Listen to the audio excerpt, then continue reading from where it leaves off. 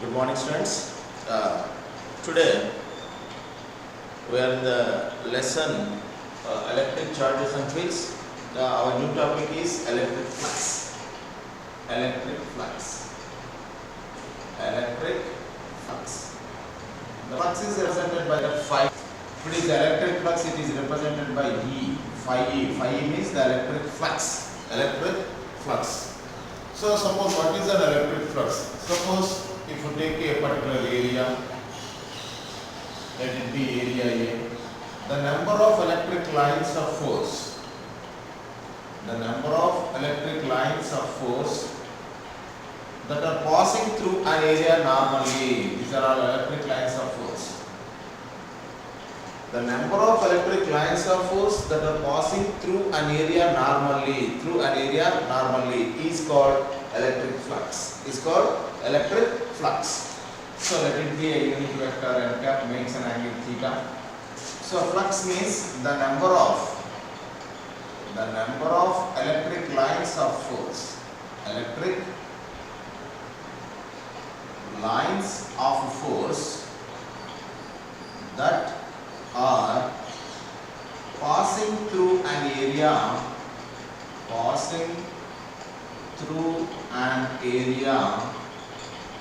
normally is called flux. It is called flux. Look at the definition. The number of electric lines of force that are passing through an area normally. Suppose we are taking a particular area. The electric lines passing that area normally. Then it's 1, 2, 4, 7. What is 7? What is the flux? It says 7. Means the number of electric lines or forces that are passing through an area normally are called electric flux. It's called electric flux. So flux of phi is equals to, we can write E dot A, where we know that is equals to, we can write EA cos theta. EA cos theta. This is the expression for the flux. Flux phi is equals to EA cos theta. So SI unit for the flux. SI unit flux. It's a Weber. Weber is the SI unit of flux. What are the SI unit of flux? The unit is Weber. SI unit is Weber. This is about the flux. So the number of electric lines of force that are passing through an area normally is called flux. Which are a 2 marks question. Next we have a question. One more question is there. That is Gauss law and its importance. Gauss law and its importance.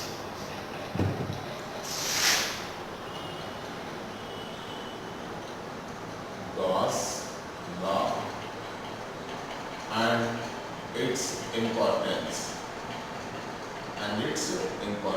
What is a Gauss law? Gauss is a scientist's name. On his name, he developed a law which is known as a Gauss law. What is Gauss law? Is a Gauss. So I can write a mathematical equation. The total is represented by the symbol integration. The total electric flux. The total electric flux, you can write phi E. The total electric flux is equals to 1 by epsilon naught times the net charge enclosed by the loop. The total flux, look at here, the total flux is equals to 1 by epsilon naught times the net charge, where Q is the charge, net charge enclosed by the surface. You can write it as E dot A. Closed surface is represented like this. E dot ds is equals to 1 by epsilon naught into Q. The total electric flux through any closed surface. The total represented by, here it is an integration symbol. The total electric flux is means E dot ds is the flux. The total electric flux, this circle represents closed circuit. The total electric flux through any closed surface. The total electric flux through any closed surface is equals to 1 by epsilon naught times the net charge enclosed by the surface. Look at here, the total electric flux. The total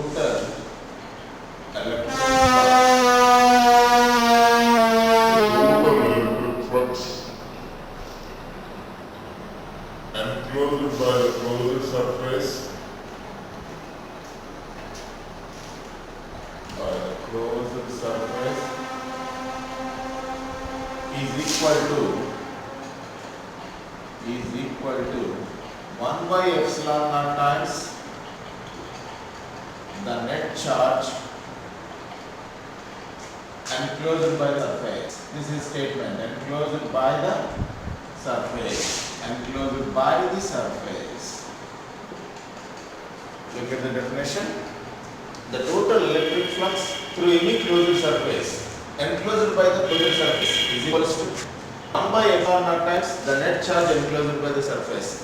The mathematical form of this Gauss law is integral E dot ds is equals to 1 by epsilon naught into q. 1 by epsilon naught into q. Now, what is the importance of this law? Importance. By using Coulomb's inverse square law, by using Coulomb's inverse square law, by using a Coulomb's inverse square law, we can determine electric intensity and potential, electric density and potential, electricity and potential. This is the first, by using Coulomb's inverse square law, we can determine the electric intensity and potential. Symmetric considerations in many problems. Symmetric considerations in many problems. Symmetric considerations in many problems. Many problems made easy by this law, which carries a question 4 marks, which is a very most important question. What is a Gauss law? Mention its importance. What is a Gauss law? Mention its importance. Gauss law. The total electric flux through any closed surface is equals to 1 by epsilon naught times the net charge enclosed by the surface. The mathematical form is integral E dot ds is equals to 1 by epsilon naught into q. What is the importance of this law? What we are going to do by using this law, and we can solve, we can determine the electric intensity and electric potential by using the Coulomb's inverse square law made easy. Next, symmetric considerations in many problems made by using this law. Easy by using this law. Easy by using law. Next.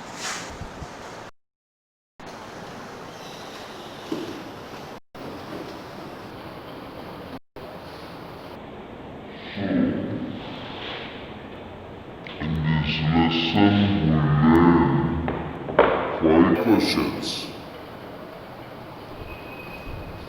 First question is 4 marks question, which is the question number 13. We have 5 questions.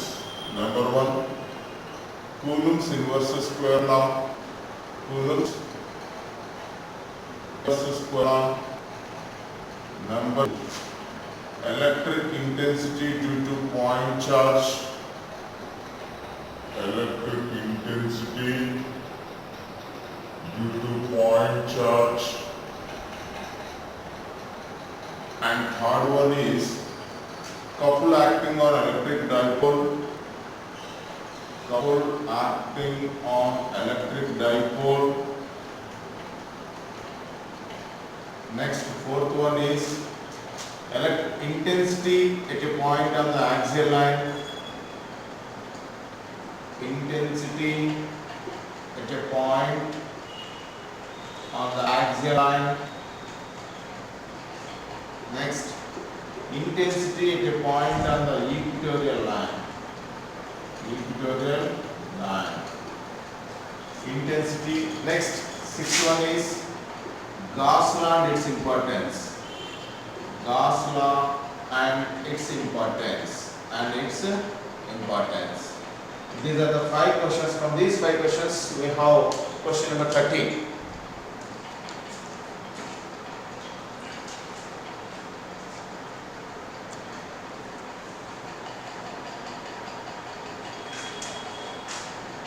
So, from out of these six, we have question number 13. Definite question. So, most important questions these are all. And out of these 6, we get one question. as a question number 13. As a question number 13, you have to learn these 6 questions. Now, take a problems. Some of the different problems we discuss.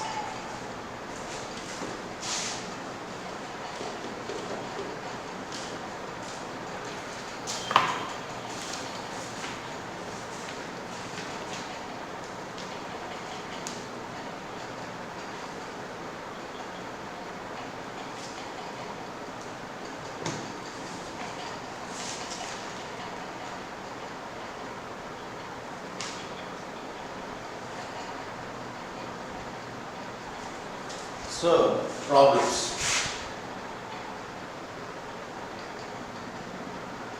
So, first problem. What is the force between two small charged spheres? What is the force between two small charged spheres? Two small charged spheres having charges of 2 into 10 to the power of minus 7 coulomb, 2 into 10 to the power of minus 7 coulomb, and 3 into 10 to the power of minus 7 coulomb placed 30 centimeter apart in A.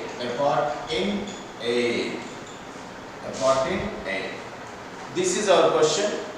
What is the force? You have to find the force between two small charged spheres having the charges. Let it be charge Q1 is equals to 2 into 10 to the power of minus 7 coulomb, and Q2 is equals to 3 into 10 to the power of minus 7 coulomb. Our place distance equals to 30 centimeter. Make it meter. 30 to the power of minus 2 meter. Let it be 0.3 meter. What is the formula for the force? Move on the formula. 1 by 4 by epsilon naught of Q1 Q2 by R square. This is the force between two charges. So it will be F is equal to the value of 4 pi F. What is the value of 4 pi? It's 9 into the power of Q1 2 into 10 to the power of minus 7, and Q2 3 into 10 to the power of minus 7 by R square. R is 0.3 whole square. 0.3 whole square. Look at here. 9 into 2, 18. 18 threes. What are the value of 18 threes? 54 into 7 minus 7 minus 7 minus 14. Minus 14 plus 9. What is the value of minus 14 plus 9? It's a 10 to the power of 5 by 0.09. So you can get 54 into 10 to the power of 5 by 9 into 10 to the power of minus 2. 9 6 that is equal to 6 into 10 to the power of 7. What is this? Is equals to 6 into 10 to the power of 7.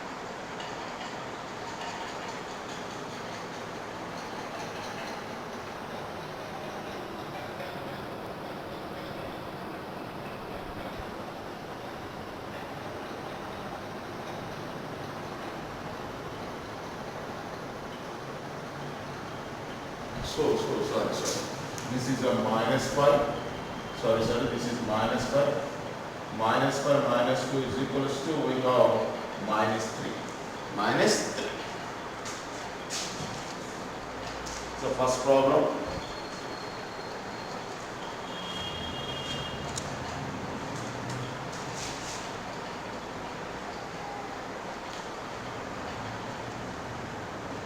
Next, so second problem.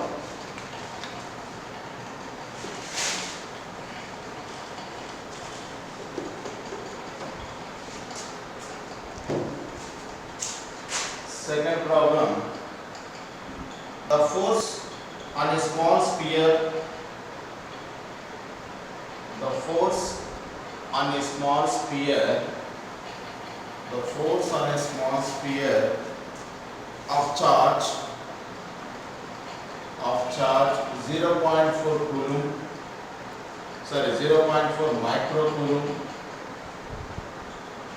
due to another small sphere due to another small sphere,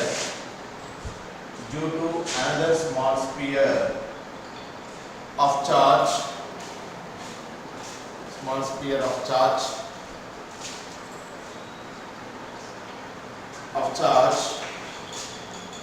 a 0.8 microcoulomb in air is 0.2 Newton. Is the 0.2 Newton? We have two questions. Let it be A. What is the distance between two spheres? What is the distance between two spheres? And B is, what is the force on the second sphere? What is the force on the second sphere? Do first. We have two questions. So, Look at here, the force on a small sphere of charge 0.4 microcoulomb due to another small sphere of charge 0.8 microcoulomb. we have two charges here. Let it be Q1 is equals to 0.4 microcoulomb, Q2 equals to 0.8 microcoulomb. 0.4 into means is of minus, here it is a 0.8 into 10 to the power of minus 6 coulomb. And the separation between them is not here. So we have the force between two charges are given is a 0.2 Newton. First you have to find the distance between two spheres. Let it be a sphere 1 of charge Q1 and the sphere 2 of charge Q2, where the distance between is R. We have to find first what is the R, means the distance between the two spheres. So we have the formula for the force between two charges is F is equals to 1 by 4 pi epsilon naught Q1 Q2 by R square. We have the value of force is 0.2. The value of 1 by 4 pi epsilon naught is 9 into 10 to the power of 9, and Q1 is 0.4 into 10 to the power of minus 6 and 0.8 into 10 to the power of minus 6 by R square. By simplification, so R square is equals to 9 into 10 to the power of 9 and 4 into, I can write this as 4 into 10 to the power of minus 7 and 8 into 10 to the power of minus 7 by 2 into 10 to the power of minus 1. So 2 2s are. So next R square is equals to 2 4s are 6, 6 9s are 54 into 10 to the power of, it's minus 5 by 10 to the power of minus 1. So R square is equals to 54 into 10 to the power of minus 4. What is the value of R? Root over 54 into 10 to the power of minus 4 meters. So this is the distance between the two charges, and we have to find the force between two charges. Okay. So this is the value of R. This is the value of R. Now look at here. Our problem is the force on a small sphere of charge 4 microcoulombs due to another small sphere of charge 0.8 microcoulomb in air is 0.2 Newton. First is what is the distance between the two spheres, and the second is what is the force on the second sphere due to first sphere.